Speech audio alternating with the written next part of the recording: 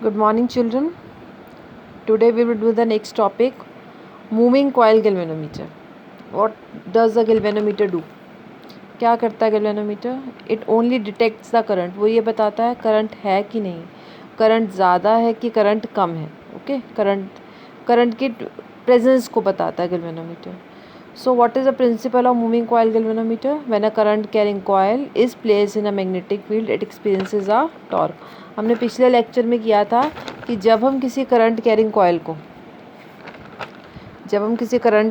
को magnetic field में रखते हैं तो उस पर क्या लगती है, टॉर्क. हमने किया था पिछले टॉपिक. जब हम किसी करंट कैरिंग कॉयल को मैग्नेटिक फील्ड में रखते हैं उस पर क्या लगती है, टॉर्क. और टॉर्क का फॉर्मूला क्या होता है, NBA cos थीटा. या तो cos थीटा लेते हैं या NBA sin अल्फा लेते हैं.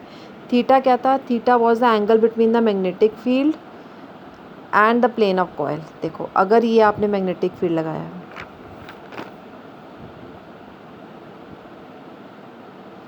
ये नॉर्थ से साउथ आपने मैग्नेटिक फील्ड लगाया है और ये आपने बीच में कॉयल रख दी है, करंट कैरिंग कॉयल. ओके, तो मैग्नेटिक फील्ड और करंट कैरिंग कॉयल आपस में एक दूसरे के पैरेलल है.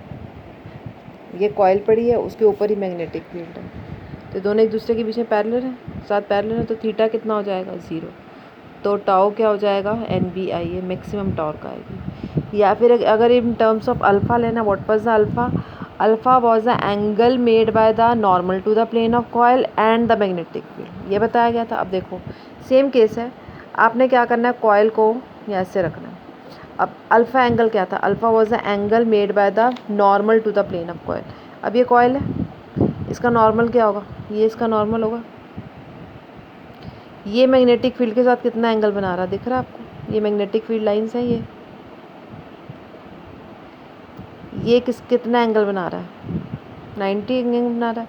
अगर अल्फ़ा की बात करें तो अल्फ़ा के लिए फॉर्मूला होता है NBA साइन अल्फ़ा, और अल्फ़ा 90 हो जाएगा.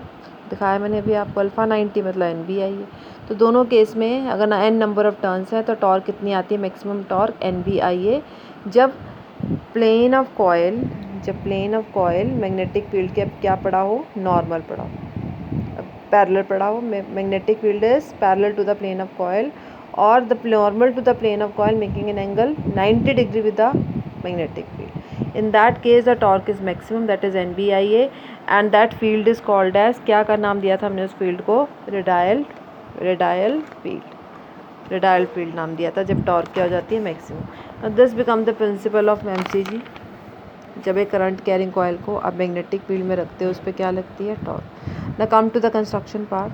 एक स्टील का केस ले लेते हैं हम लोग, ठीक है. आउटसाइड केस बना हुआ है कि ये आपने एक स्ट्रिप लिया है यहाँ से, ये पतली सी स्ट्रिप है, बहुत पतली स्ट्रिप है ये. इसको आपने ऊपर एक स्क्रू से टाइट किया हुआ है. ये जो स्ट्रिप है ना, this is made up of phosphorus bronze. Why it is made up of phosphorus bronze, that I will tell you at the end of the topic. Okay, we have to do some calculations before that. This is made up of phosphorus bronze. और यहाँ पे concave mirror लगा हुआ है, उस concave mirror के ऊपर से वायर पास हो रही है. ये आपने कॉयल बनाई है एक, फास्फोरस ब्रॉन्ज की, and it is wrapped on a cylinder shaped brass. ये ब्रास का बना हुआ सिलेंडर है. सिलेंडर भी ले सकते हैं, स्फेरिकल भी ले सकते हैं, कोई भी शेप ले सकते हैं. इसके ऊपर आपने इस शेप में रैप किया हुआ है इसको. ओके, ये कॉनकेव मिरर लगा हुआ है. ये जो स्ट्रिप है वो यहाँ से भी आपने टाइट किया हुआ और इधर से भी आपने टाइट किया हुआ है. दैट मीन्स ये स्क्रू लगे हुए हैं, यहाँ से मूव नहीं कर सकती स्ट्रिप, ठीक है. दोनों तरफ आपने क्या लगाए हुए हैं, मैग्नेटिक फील्ड प्रोवाइड करने के लिए मैग्नेट्स से लगे हैं. कॉनकेव शेप्ड मैग्नेट्स हैं, ऐसी मैग्नेट्स हैं. ओके, कॉनकेव शेप्ड मैग्नेट है. और कॉयल क्या है, ये कॉयल है, बीच में पड़ी हुई है. अभी मैंने आपको बताया था जब एक current carrying coil magnetic field में आती है, और इस केस में देखो थीटा क्या है, 0. थीटा क्या था, angle between the plane of the coil ये कॉइल पड़ी है, ठीक है, ऊपर से ये मैग्नेटिक फील्ड जा रहा है, तो दोनों के बीच में कितना एंगल है प्लेन ऑफ कॉइल और इसमें मैग्नेटिक फील्ड में 0 है, तो टॉर्क मैक्सिमम होगी। और इस फील्ड को हम क्या बोलते हैं? रेडियल फील्ड बोलते हैं। तो बेसिकली है क्या, आपने देखा जब रेडियल फील्ड लगता है। Now we will do the working. क्या कहती है working? When the current passes through the coil, we know that. अब इसमें से सपोज हमने डिफ्लेक्शन करंट को चेक करना है, करंट है कि नहीं है, ठीक है। तो हम क्या करते हैं, करंट ज़्यादा है कि कम है ये बताना आपको। तो हम क्या करते हैं, इस कॉइल में से करंट पास करना शुरू कर देते हैं। When a current passes through this coil, we know that it experiences a torque. Alpha इस केस में क्या 90 है, थीटा 0 है, तो टॉर्क मैक्सिमम होगी, अभी बता के हटी हूँ, NBI है, ठीक है, ये मैक्सिमम टॉर्क होगी रिलेटेड P1। अब देखो क्या होगा जब टॉर्क लगेगी। Come to the diagram again. जब ये टॉर्क लगी तो क्या होगा, ये देखो ये कॉइल थी, टॉर्क लगी, ऐसे घूम गई, ये कॉइल थी, टॉर्क लगने पे ऐसे घूम गई। अब घूम के ना आगे नहीं जा पाएगी, क्यों? क्योंकि ऑलरेडी ये स्क्रू से अटैच्ड है ऊपर। कॉइल सिर्फ ऐसे घूमेगी, ऐसे घूमी कॉइल, पूरी नहीं घूम पाएगी, it will not be able to rotate, सिर्फ ऐसे डिफ्लेक्ट हो रही है, देखो ऐसे हो रही है, टॉर्क लग रही है ना, ऐसे होगी। तो जब ऐसे होगी इट कम्स बैक, फिर ऐसे हो रही है it comes back. Why it comes back? आपने प्रॉपर्टी पढ़ी हुई है, कोई भी चीज़ जब अपनी शिफ्ट पोजीशन से हिटती है तो it comes back with certain force. Spring में भी पढ़ा हुआ आपने, स्प्रिंग को खींचो तो it comes back with a restoring force, restoring force पढ़ा हुआ है आपने, हाँ। तो जब आप कॉइल को ऐसे करते हो तो it comes back with restoring force, जितनी ज़्यादा लगेगी उतनी तेज़ी से वापस आएगी। स्प्रिंग की भी यही प्रॉपर्टी है, जितना ज़्यादा आप खींचते हो स्प्रिंग को उतनी तेज़ी से वापस आता है, जितना ज़ोर से खींचोगे उतनी तेज़ी से वापस आएगा, ज़ोर से खींचो तेज़ी से वापस आ रहा है। तो इसमें भी ऐसे ही हो रहा है, ये ऐसे डिफ्लेक्ट हो रही है क्योंकि ये घूम तो रही नहीं, क्योंकि ये ऑलरेडी अटैच्ड है यहाँ से, तो ऐसे होगी बट तेज़ी से वापस आएगी, फिर ऐसे होगी फिर तेज़ी से वापस आएगी। मीन्स ये torque comes back with a restoring force, deflect हुई, टॉर्क के साथ डिफ्लेक्ट हुई and comes back with a restoring force. Deflecting torque, restoring force, deflecting torque, restoring force. और रिस्टोरिंग फोर्स जितने एंगल ज़्यादा होगा ना, जितने एंगल से ज़्यादा मुड़ेगी उतनी रिस्टोरिंग फोर्स भी ज़्यादा होगी। Okay, so due to the torque what will happen, due to this torque the coil will twist and phosphorus brown strip also, and this results a restoring torque comes into play.